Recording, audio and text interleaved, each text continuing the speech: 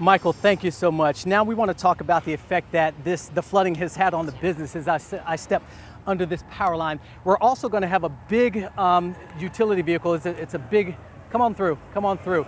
This man and many others like him have been helping out here in Waverly all day.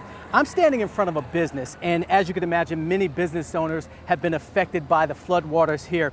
Our Marissa Sulik has talked to some of those businesses and the impact that it would have on a small town like Waverly. I mean, the employees here need jobs, and now with the businesses like this being closed, they no longer have jobs. So as we bring in Marissa Sulik, Marissa, what are the business owners telling you tonight?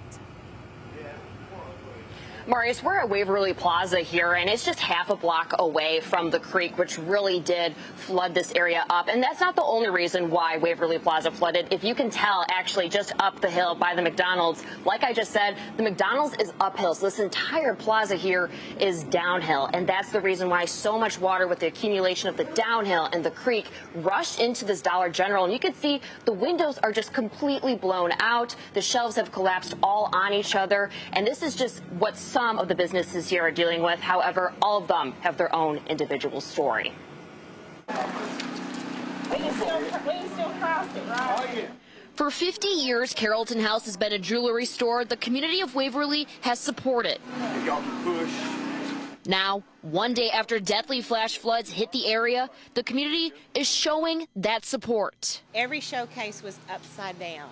Owner Renee Muha says $500,000 worth of jewelry and clothing was gone in seconds. We checked on it at 9, we checked on it at 10, and at 11 it just exploded out of the banks. It just kept coming. This is how high the water got.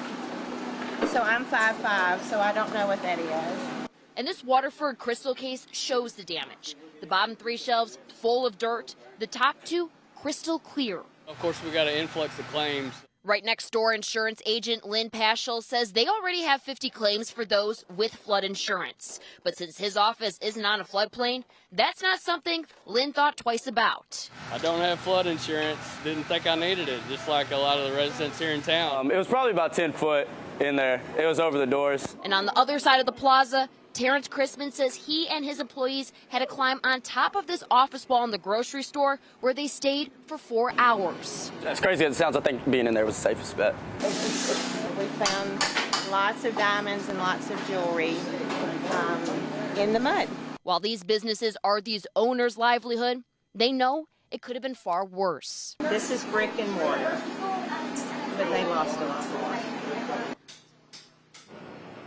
Now, Marius, a lot of the business owners we talked to today compared this flash flood to the flood of 2010, and they said this past flood is uncomparable. You cannot compare the two whatsoever.